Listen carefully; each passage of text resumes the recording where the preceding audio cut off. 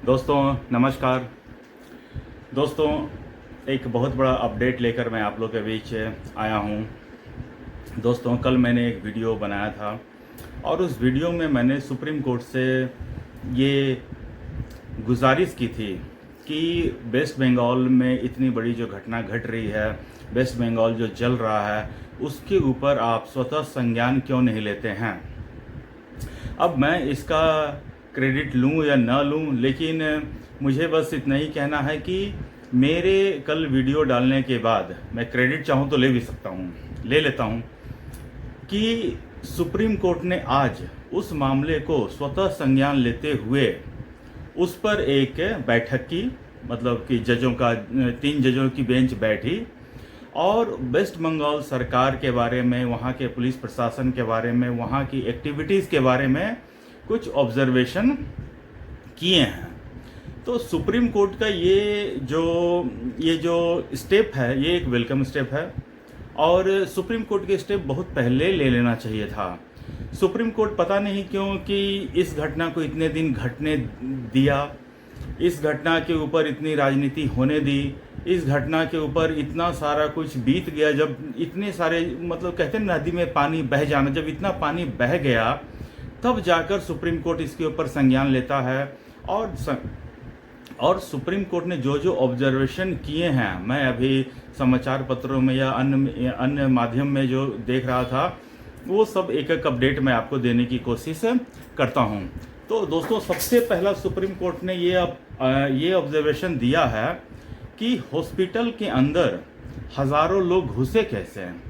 दोस्तों जैसे कि आप लोग सब जानते हैं कि सुप्रीम को बंगाल में जो हुआ है, कांड हुआ है, उसके लिए हज़ारों समर्थक शांति मार्च से प्रोटेस्ट कर रहे थे और अचानक अस्पताल के अंदर हज़ारों लोग, करीब 5,000 से 7,000 लोग उसके अंदर घुस गए।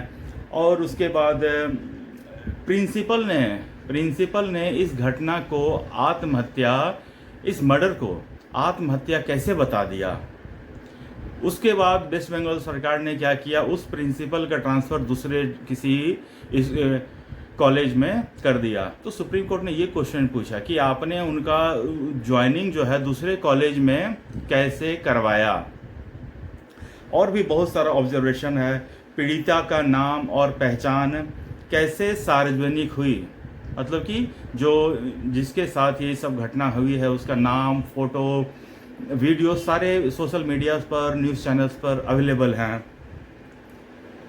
परिवार वालों को बॉडी क्यों नहीं दिखाई गई, ये सारे ऑब्जर्वेशन है। सुप्रीम कोर्ट ने अपने जो ऑर्डर हैं वो लिख रहा है। 7,000 लोग लाठी डंडों के साथ हॉस्पिटल में कैसे पहुंचे।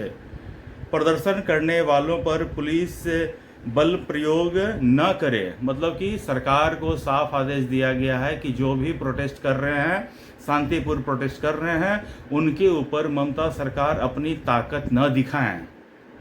वकील, डॉक्टर इत्यादि पर सरकार अपनी ताकत का प्रयोग न करें। ये सारे सुप्रीम कोर्ट ने ऑब्जर्वेशन किया है। और गुरुवार तक, इस थर्सडे तक, कमिंग थर्सडे तक सीबीआई को सुप्रीम कोर्ट ने कहा है कि आप स्टेटस रिपोर्ट दाखिल कीजिए और इस केस में क्या प्रोग्रेस है, नहीं है, ये सब आप उन्हें बताइए। और 22 अगस्त को इसकी नेक्स्ट हियरिंग है। अच्छा, इन सब के अलावा सुप्रीम कोर्ट ने एक और काम किया है कि उन्होंने एक टास्क फोर्स बनाया है। सुप्रीम कोर्ट का आज सारा जो ऑब्जर्वेशन मेरे ख्याल से रहा है, वो एक डॉक्टर्स फर्टिनिटी को लेकर फोकस रहा है कि डॉक्टर के साथ अन्याय, मतलब कि ये सारी घटनाएं घट रही हैं, डॉक्टर्स लोग मतलब कि इनसिक्योर फील ना करें, हम उनके पास बैठे हुए हैं। और जो टास्क फोर्स भी बनाया गया है वो डॉक्टर्स की सिक्योरिटी और सेफ्टी के लिए बनाया गया है। यहीं पर मिलावट से सुप्रीम कोर्ट के सीजीआई से मुझे लगता है कि थोड़ी सी चूक हो गई है। सीजीआई साहब, सारे लड़कियां या महिलाएं डॉक्टर नहीं होती हैं। आप सिर्फ डॉक्टर्स की आपको हर एक लड़की की, हर एक महिला की सिक्योरिटी एंड सेफ्टी को सिक्योर करना चाहिए, इंश्योर करना चाहिए।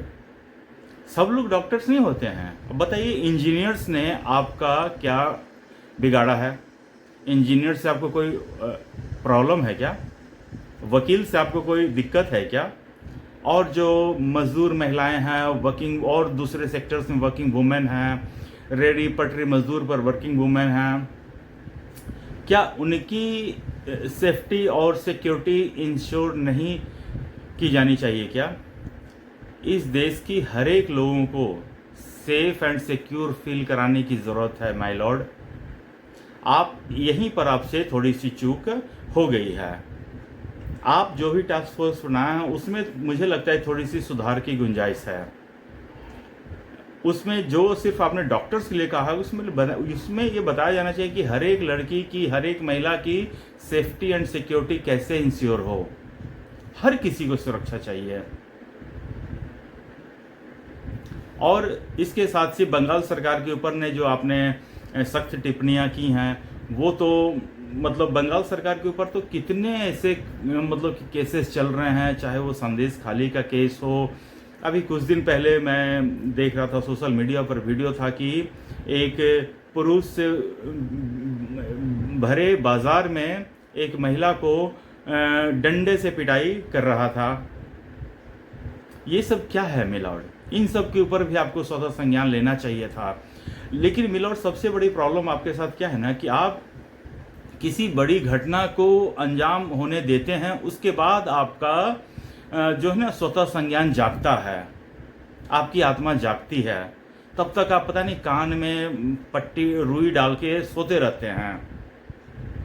और अभी भी जो आपने सुनवाई की है, मुझे लगता है कि आधा अधूरा सुनवाई किया है।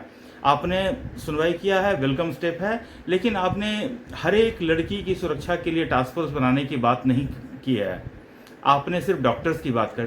क्या आप और लड़कियों की और जो और महिलाएं हैं उनके प्रति कोई अनहोनी का वेट कर रहे हैं क्या, कि जब उनके साथ कुछ घटित होगा उसके बाद हम फिर टास्क फोर्स बनाएंगे? आप ऐसा क्यों कर रहे हैं? अगर कोई पॉलिटिशियन करता है जिसमें वो वोट बैंक की राजनीति करना चाहता है तो समझ में भी आता है, लेकिन आप ऐसा कर रहे हैं, ये मेरी समझ में नहीं आ रहा माय लॉर्ड। आप ये देखिए कि जिस तरह से ये घटना को अंजाम दिया गया है, डे 1 से जो कॉलेज हैं, उनके जो प्रिंसिपल हैं, उनके जो वाइस प्रिंसिपल हैं, इस घटना को छुपाने का भरसक प्रयास किया गया। इस घटना को डाइवर्ट करने का कोशिश किया गया। माता पिता को गलत इन्फॉर्मेशन दी गई। इवन जल्दीबाजी में उसकी डेड बॉडी को जलाया गया, अंतिम संस्कार किया गया। सब इतने लोगों के साथ प्रोटेस्ट में कुछ अनवांटेड लोग भी प्रोटेस्ट में थे। पूरे कॉलेज में, मेडिकल कॉलेज में अटैक किया गया। सबूतों के साथ छेड़छाड़ की गई। कुछ सबूत ही नहीं बचा है, पूरा डिस्ट्रॉय कर दिया गया है। अब इस केस में बचा ही क्या है? इसमें मुझे नहीं लगता इस केस में कुछ खास एविडेंस बचा है सीबीआई के पास। और आपने भी इतने दिनों बाद स्वतः संज्ञान लिया है। आपकी आत्मा इतनी देर से जागी है। आपके ऊपर सारा देश के लोग आंख लगाए बैठे रहते हैं कि माननीय की आत्मा कब जागेगी, कब जागेगी, कब जागेगी। और जागती भी तो है तो आधा अधूरा जागता है, देर से जागता है। और दोस्तों, दूसरी बात मैं ये कहना चाहता हूँ कि इस केस में जो ममता बनर्जी सरकार का पक्ष रख रहा था, कौन? तो वकील कपिल सिब्बल। जी हाँ दोस्तों, ये वही कपिल सिब्बल है जिसे कभी कांग्रेस राज्यसभा भेजा करती थी और फिर कांग्रेस ने इनसे अपना झाड़ लिया है पल्ला। अब आजकल ये समाजवादी पार्टी के टिकट से राज्यसभा के सांसद हैं। आज के अपडेट में बस इतना ही। आप लोग अपना ख्याल रखिए, स्वस्थ रहिए, मस्त रहिए और मेरे चैनल को सब्सक्राइब कीजिए। धन्यवाद। नमस्ते, बाय।